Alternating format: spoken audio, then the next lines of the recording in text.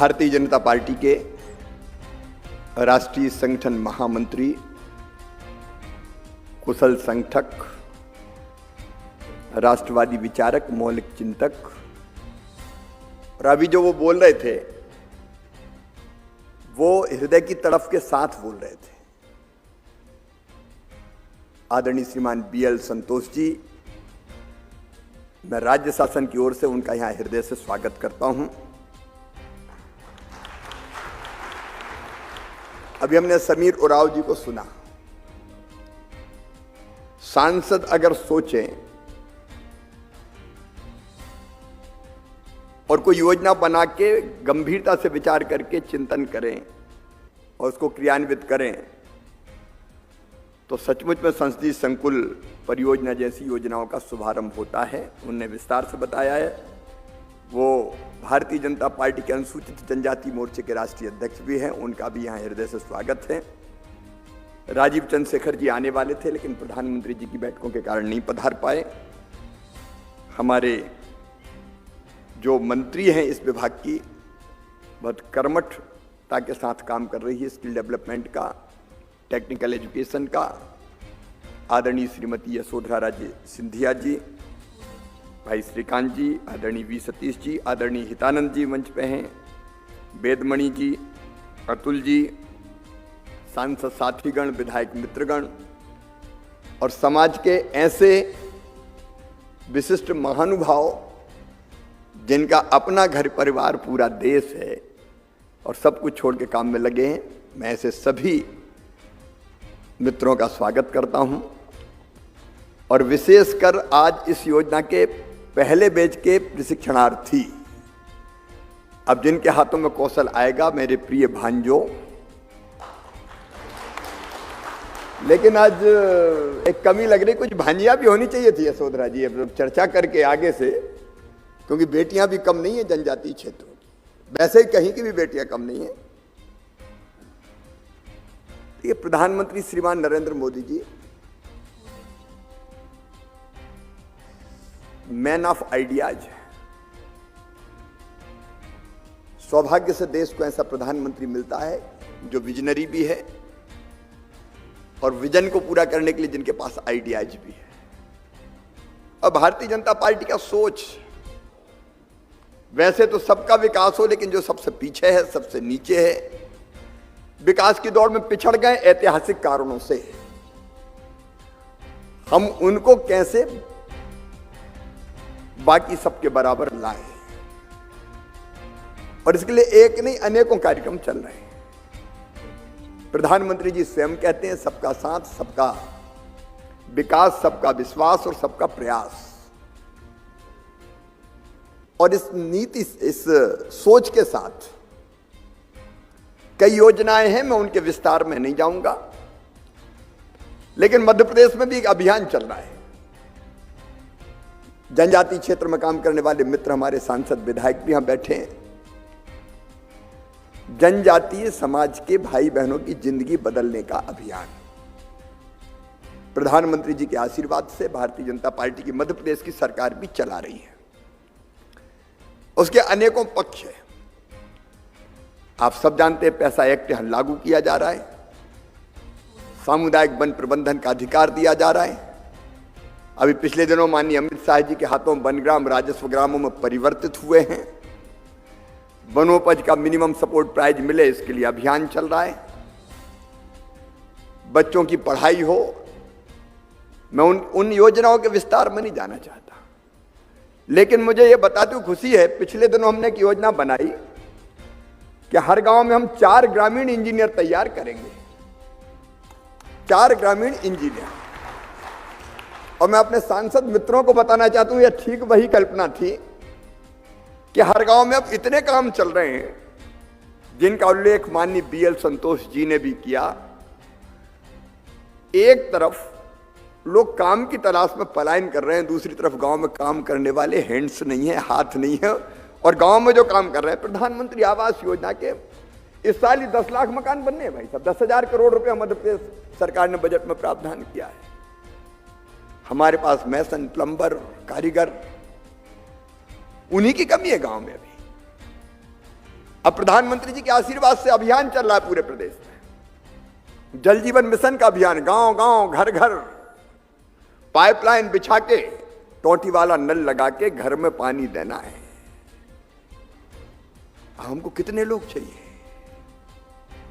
यंत्रीकरण का जमाना है ये, हर घर में मोटरसाइकिल है। भाई जनजाति परिवार के कह रहा हूं, मेरे युवा मित्र यहां बैठे, कोई घर ऐसा नहीं है जिस घर मोटरसाइकिल ना हो। सही बात है कि नहीं? अरे बोल के बताओ, सही है कि नहीं? हर घर मोटरसाइकिल है भाई साहब। अब वो बिगड़ जाए तो ठीक कौन करेगा? गांव गांव में बिजली का विस्तार हुआ है, मोटर खराब हो जाए तो जल जाए तो बाइंडिंग कौन करेगा? खेती में जो यंत्र लग रहे हैं उनको ठीक करने का काम कौन करेगा? आज मैं मध्य प्रदेश के मुख्यमंत्री के नाते ये कह रहा हूं कि हमको ऐसे लाखों नौजवानों की जरूरत है जो गांव में ये काम कर सकें, लाखों नौजवानों की जरूरत।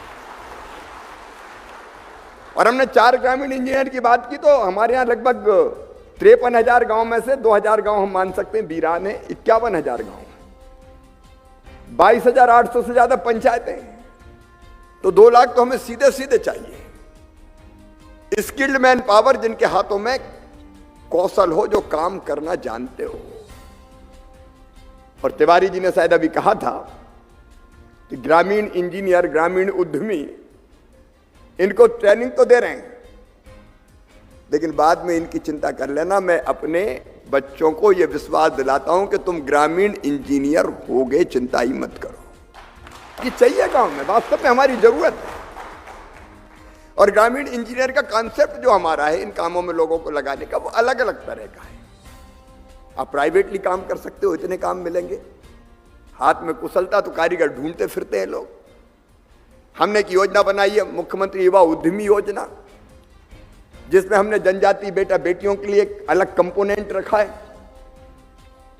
उनको लोन की गारंटी और इंटरेस्ट सब्सिडी देके उनका वर्कशॉप खुल सकता है। वो अलग अलग तरह के काम कर सकते हैं, खुद ही अपनी शॉप्स हो, दुकान हो, मशीनें लाके कोई काम करना हो, उसमें प्राथमिकता दी जाती है। और जो हर पंचायत में 4 लोग तो हमको इन सब कामों को करने के लिए चाहिए। कौशल चाहिए, हाथ में काम की कमी नहीं है। देखो, 2 अलग अलग दृश्य देखने मिलते हैं। एक तरफ हम ऐसी संख्या देखते हैं कि जिनके पास जॉब नहीं है, रोजगार चाहिए, और दूसरी तरफ उसी समय हमारे पास काम करने वाले लोग नहीं है। हाथों में कौशल आ जाएगा तो तुम काम करने वाले होगे। और सचमुच में कहा संतोष जी ने, तभी जब गांव में काम मिलेगा, करेंगे, तभी पलायन रुकेगा। भाषण से पलायन नहीं रुकने वाला।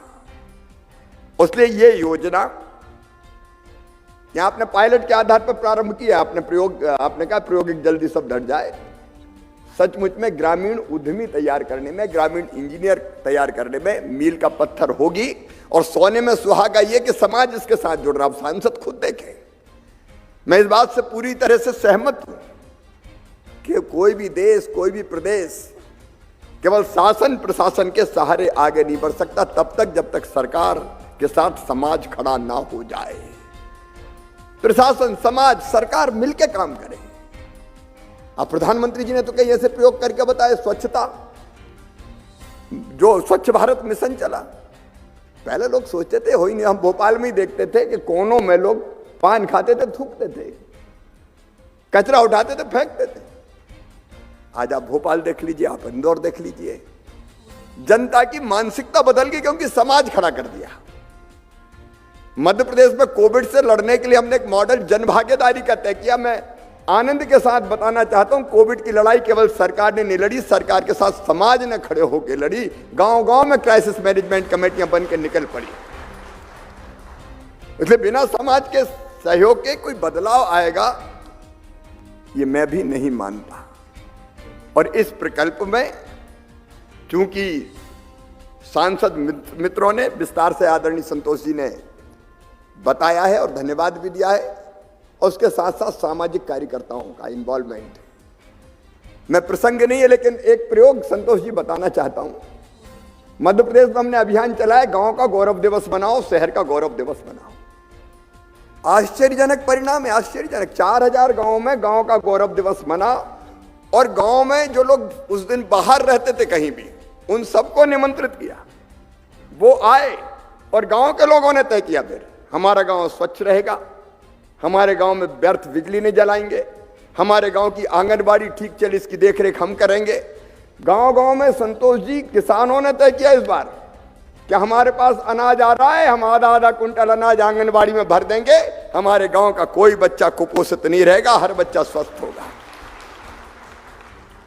एक नहीं, ऐसे अनेकों फैसले। स्कूल कैसे ठीक चले गांव का, नशा मुक्त गांव कैसे बने, गांव में स्थान तय कर दिया कि यहाँ रोज जब जन्मदिन किसी का होगा यहाँ पेड़ लगाएंगे हम, कम से कम जितनी ऑक्सीजन हम ले रहे हैं उसका इंतजाम तो हम कर दें।